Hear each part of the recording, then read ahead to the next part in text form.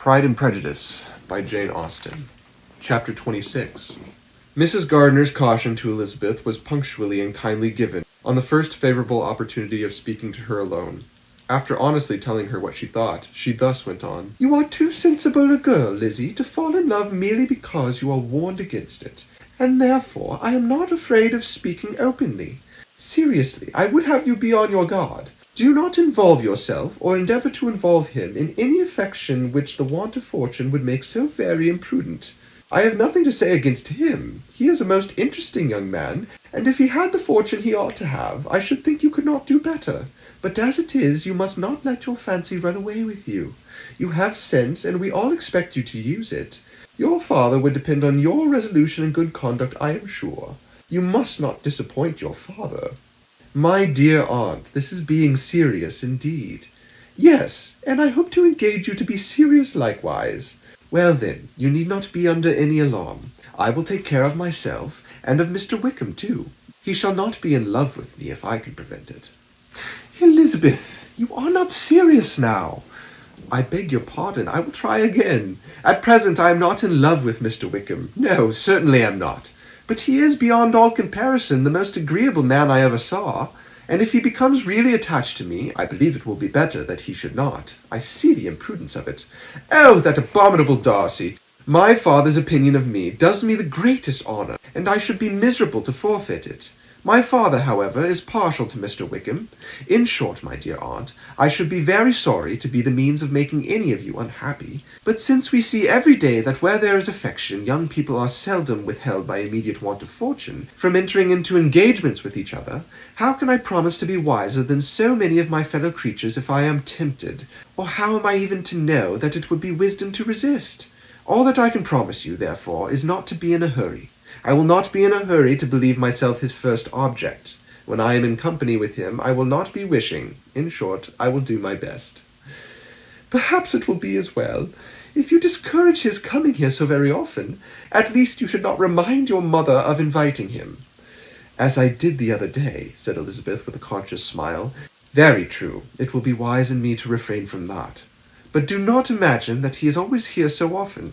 It is on your account that he has been so frequently invited this week. You know my mother's ideas as to the necessity of constant company for her friends, but really, upon my honour, I will try to do what I think to be wisest, and now I hope you are satisfied."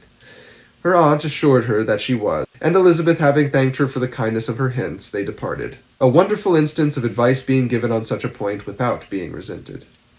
Mr. Collins returned to Hertfordshire soon after it had been quitted by the Gardners and Jane, but as he took up his abode with the Lucases, his arrival was no great inconvenience to Mrs. Bennet. His marriage was now fast approaching, and she was at length so far resigned as to think it inevitable, and even repeatedly to say in an ill-natured tone that she was "wished they might be happy."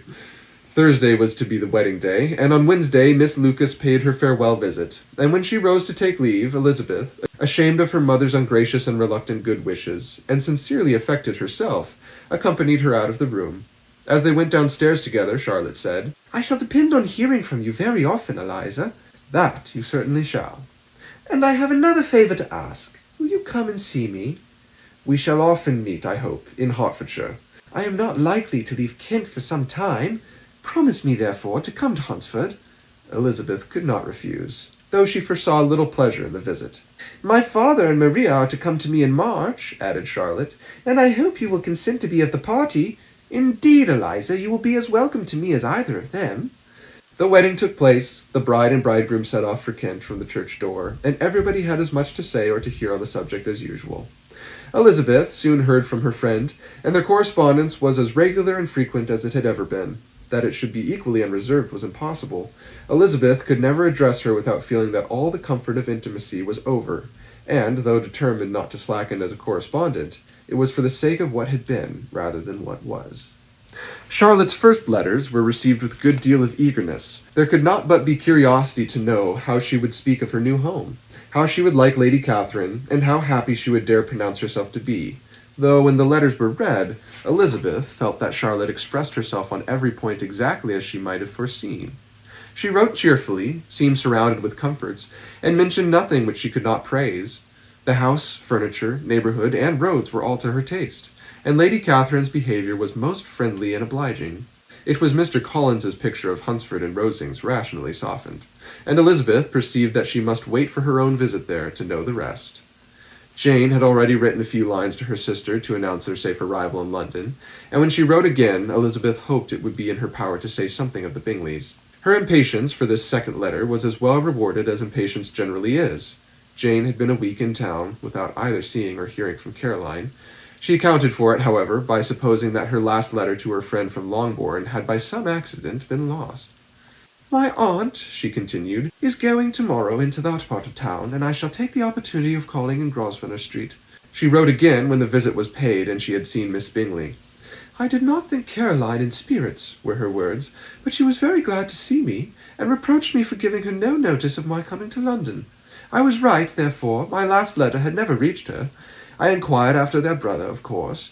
He was well, but so much engaged with Mr. Darcy that they scarcely ever saw him. I found that Miss Darcy was expected to dinner. I wish I could see her. My visit was not long, as Caroline and Mrs. Hurst were going out. I dare say I shall soon see them here." Elizabeth shook her head over this letter. It convinced her that accident only could discover to Mr. Bingley her sister's being in town.